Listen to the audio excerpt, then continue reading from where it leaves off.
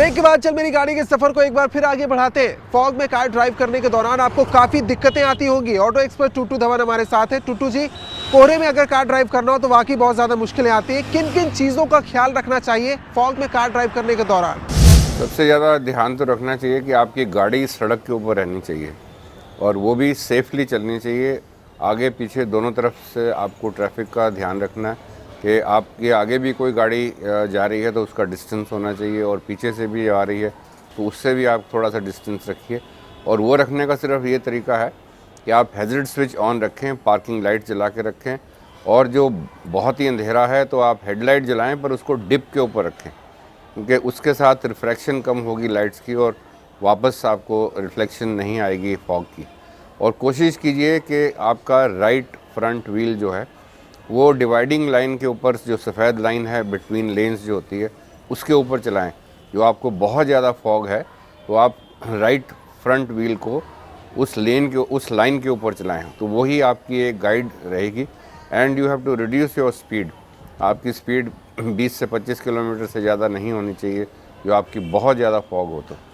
और सबसे ज़्यादा इम्पॉर्टेंट चीज़ उसके अलावा है कि जब आप गाड़ी चला रहे हैं और शीशे आपके ऊपर रहेंगे तो फॉग से भाप बनती है अंदर से, और अंदर भी उतनी ही फॉग आ जाती है जो, और शीशे आपके वो भी मिस्टी हो जाते हैं। उसको हटाने के लिए आप एयर कंडीशनर ऑन कीजिए और उसकी जो डिफ्लेक्शन है हवा की वो विंडस्क्रीन की तरफ आप कर दीजिए। हर गाड़ी के अंदर एक प्रोविज़न होता है जिसके अंदर एक छोटा सा हीटर का साइन लगा होता है, आप उस तरफ आप डायरेक्शन कर दें तो हवा जो है सारी विंडस्क्रीन के ऊपर जानी शुरू हो जाएगी। और जिस गाड़ी के अंदर एयर कंडीशनिंग का सिस्टम नहीं है वो थोड़ा थोड़ा अपने शीशों को नीचे कर लीजिए, जो कि अंदर की जो भाप बन रही है वो बाहर निकल जाए। तो देखा आपने फॉग में ड्राइव करने के दौरान कौन कौन सी सावधानी आपको बरतनी चाहिए जिससे आप सुरक्षित महसूस कर सके। फिलहाल अब वक्त है आपके सवालों के जवाब देने का। पहला सवाल में भेजा है सुशील सरीन दिल्ली से। इन्होंने सवाल भेजा है, सेडान सेगमेंट की गाड़ी ये चुनना चाहते हैं। 2 ऑप्शन इन्होंने हम तक पहुंचाए हैं, स्विफ्ट डिजायर और टोयोटा एटियोस ये चुनना चाहते हैं। साथ ही जानना चाहते हैं कौन सी गाड़ी बेहतर होगी। सुशील, आपका जो सवाल है उसके मुताबिक 2 ऑप्शन सिर्फ आपने भेजे हैं, तो उसमें टोयोटा एटियोस आप चुन सकते हैं।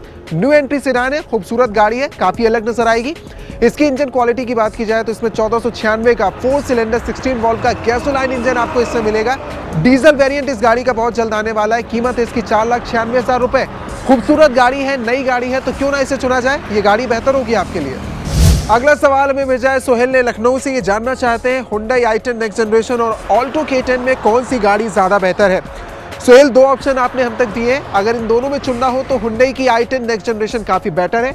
अगर इसकी क्वालिटी की बात की जाए तो 186 सीसी का कप्पा 1.2 लीटर का पेट्रोल इंजन आपको इसमें मिलेगा। 80 bhp की जो ताकत देता है। माइलेज काफ़ी अच्छा है, 20 का माइलेज आपको मिलेगा और कीमत अदा करनी होगी 4,15,000 रुपए।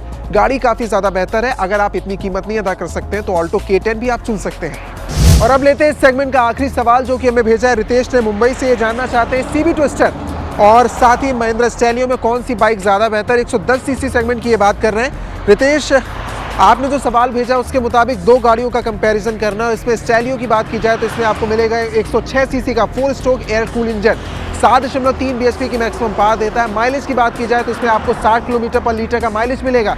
कीमत आपको अदा करनी होगी 44,300 रुपए। वहीं मुझे थोड़ी सी CB ट्विस्टर एडवांस नजर आती है। सेल्फ स्टार्ट उसमें दिया गया है, साथ ही उसमें डिस्क ब्रेक दिए गए हैं। ये दोनों फीचर अलग हो सकते हैं। 109 सीसी का इंजन उसमें 4 स्ट्रोक एयर कूल इंजन दिया गया है। 65 का माइलेज आपको मिलेगा जो इन कंपैरिजन ऑफ स्टैलियो थोड़ा सा बेहतर है। कीमत थोड़ी सी ज्यादा होगी, 49,700 रुपए आपको इसके लिए खर्च करने होंगे। CB ट्विस्टर ज्यादा बेहतर है। अगर आपकी भी कार या बाइक से जुड़ी कोई समस्या या कोई सवाल है तो आप हमें मैसेज कर सकते हैं। CMG स्पेस देकर अपना नाम, सवाल लिखिए और इसे भेज दें 549945 पर। आप हमें मेल भी कर सकते हैं मेरी गाड़ी @cneb.in पर। अगर आप हमारा एपिसोड नहीं देख पाए तो लॉग इन करें www.cneb.in, जिस पर आप पूरा एपिसोड देख सकते हैं। रफ्तार और रोमांच का ये सिलसिला आगे भी जारी रहेगा। अभी देखिए ऑटो जगत की बड़ी खबरें फास्ट ट्रैक में। अगले हफ्ते फिर होगी आपसे मुलाकात, तब तक के लिए अलविदा। दिसंबर माह ऑटो कंपनियों के लिए फायदे का महीना रहा। पूरे महीने के दौरान कार निर्माता कंपनियों की जेब भारी होती रही। अगर बिक्री पर नजर डालें तो केवल दिसंबर महीने में हुंडई मोटर्स ने 18% की बढ़त के साथ 26,168 यूनिट सेल की। टाटा मोटर्स ने अपनी सेल में 34% की ग्रोथ दर्ज की। महिंद्रा एंड महिंद्रा ने 28%, जनरल मोटर ने 3% और टोयोटा ने 5% बढ़त के साथ 6,359 यूनिट सेल की। वहीं फोर्ड ने 172% की बढ़त के साथ 4,301 यूनिट बेचे हैं, जो दिसंबर 2009 की अपेक्षा इस साल सबसे ज्यादा बिक्री है।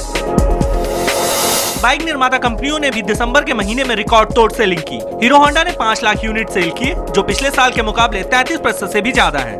वहीं टीवीएस ने 41% की ग्रोथ के साथ 1,68,359 यूनिट बेचा। साल के आखिरी महीने में यामाहा ने 70% और सुजुकी ने 78% की ग्रोथ दर्ज की, जो कि 2009 के मुकाबले कहीं ज्यादा है। जनरल मोटर्स ने भारतीय बाजार में जल्द ही अपनी छोटी कार बीट का एलपीजी वर्जन उतारेगी।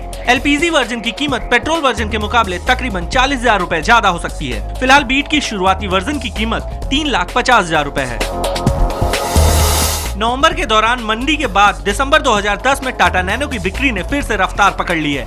इस दौरान टाटा मोटर्स ने 5,784 नैनो की बिक्री दर्ज की। नवंबर 2010 के दौरान कंपनी केवल 509 नैनो ही बेच पाई थी।